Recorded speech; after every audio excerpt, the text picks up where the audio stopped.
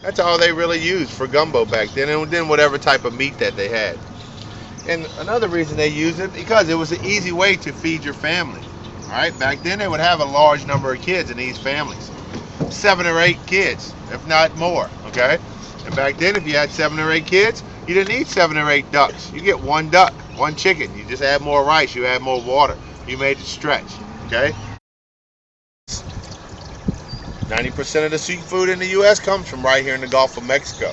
Okay, very durable boats. They'll make them shrimp boats, oyster boats, long line fishing boats, charter fishing boats, crew boats. Very popular boats. Okay, the Carolinas liked our boat so much they copied our boat. They just called theirs a Carolina skiff. Same exact boat.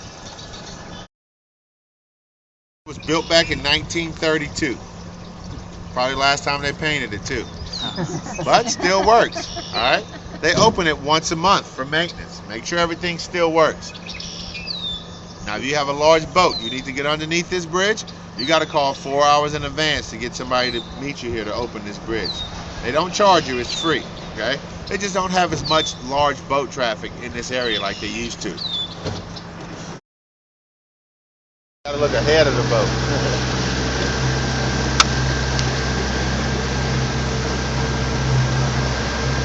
That's just a scary stick right there. You get a lot of scary sticks out here. Don't worry about it.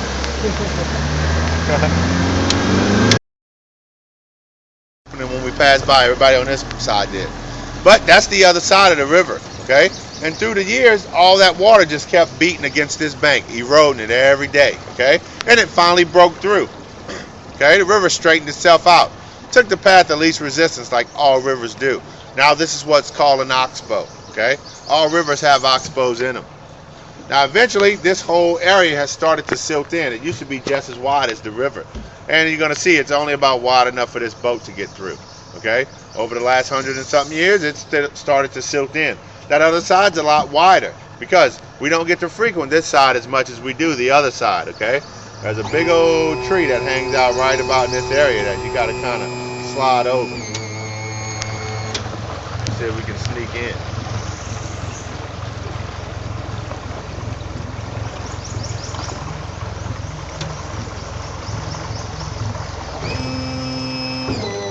You're going to see when we come out to the other side, it's going to be just about as wide as the river. Now, we have 250 miles of swampland here in Honey Island Swamp. 724,000 acres is set aside for wildlife management.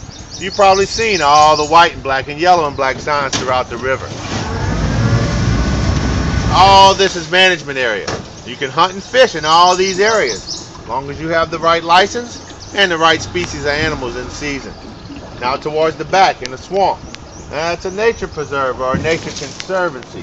Set aside for the wildlife, okay? There's no hunting at all allowed in that section.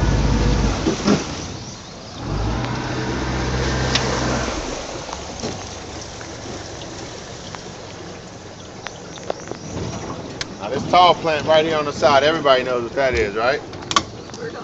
Huh? Elephant ears, yeah. Don't quite know if it's Asian or African yet. Waiting on a report to come back. But these things will grow anywhere there's water, okay? They'll grow out in front of my house. I weed eat them down one Friday. The next Friday, they're back up the same size. They do grow fast. Yes. Lady in California told me she pays about $30 for about 4 of them things. Now see this vine right here? That's wild grapes, okay? We have a lot of edible plants out here. We got a lot of peppers, okay? Onions, tomatoes will grow out in this section. A little plant back here with the little things curling over on them. See them? That's all lizard tails. That's just a water lily. What about these trees right here, sir? This is a cypress tree. This is our state tree, bald cypress, right here. These other ones are your willow trees, the ones you see hanging over. They grow a lot faster than your cypress trees. But if you stand up and look back here, the other one that looks kind of like an elephant ear back here, that's all arrowroot, okay? Well, that's the thickening stuff. Yeah. Everybody on this boat's probably eaten arrowroot once before in their life, whether you think so or not. I know everybody about my age has, because it's the main ingredients in baby cookies. Little teething cookies, that's why they call them arrow cookies, because they're made from arrowroot. They use the whole plant, or is it the root? The root of it, yes, just the root of it. You said about the Spanish moss? Well, we call it Spanish moss, okay? And actually, this stuff is not Spanish and it's not a moss, okay? It's an aprophyte. It's an air plant. This stuff gets all its nutrients from the air and the rain. It needs perfect air quality in order to grow. You used to see it all downtown, St. Charles, Claiborne, Audubon Park, Audubon Zoo. You don't see it anymore because of pollution. Now, it got the name Spanish moss from the Indians that used to live here.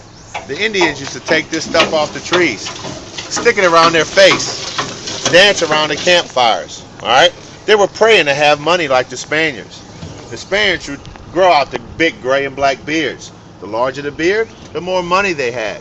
So they used to call it Spanish mass for money. Then over the time, people stopped saying mass and started saying moss. That's how we know it as Spanish moss today. Okay? A lot of people still call it, I wasn't going to hit you with it. A lot of people still call it old man's beard or horsehair. Okay? All of it fits. Now we had a group of mossmen that used to harvest this stuff. What they would do, they would take it down off the trees, stick it underwater for several days. The little bug that's in it will swim out or to drown. Everybody knows this old bug, right? What's that? The red bug or chiggers. Oh, yeah. Yeah.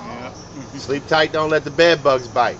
Yep. That's because they used to stuff mattresses and pillows with Spanish moss. Okay? Spanish moss has a lot of different use.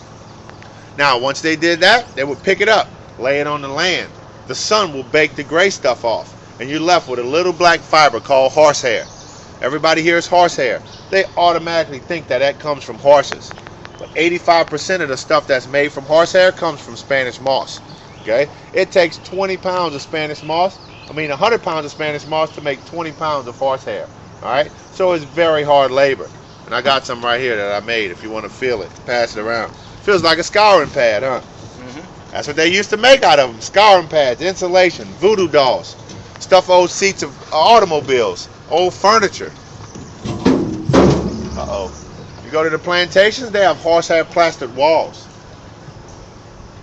Now, Henry Ford used to order his Spanish moss from Louisiana because we shipped it in the fancy cypress crates. He would specify the size of the no telling what it could have been. I wouldn't doubt it.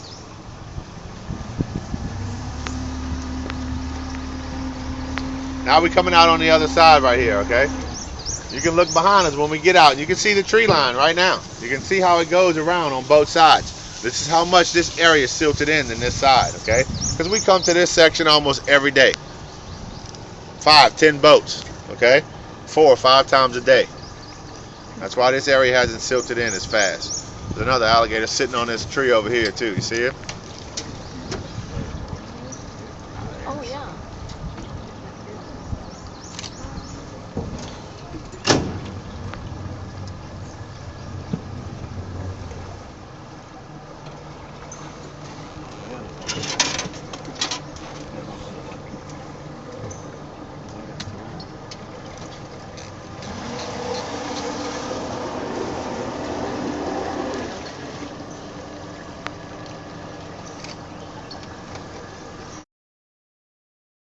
You had a headache or sore muscles, you would chip the bark off of these trees and boil it and drink it. Same ingredients that we have in aspirin comes from these maple trees right here.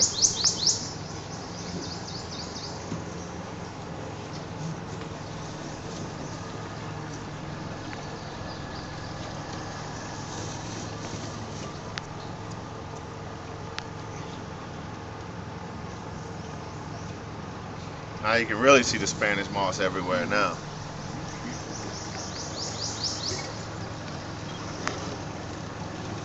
Yeah, if you don't take pictures back here, there's something wrong with your camera. I stand. Yeah, go ahead. You're good. I said you can stand when you come back in the swamp. This is about the fastest we're gonna go. All right.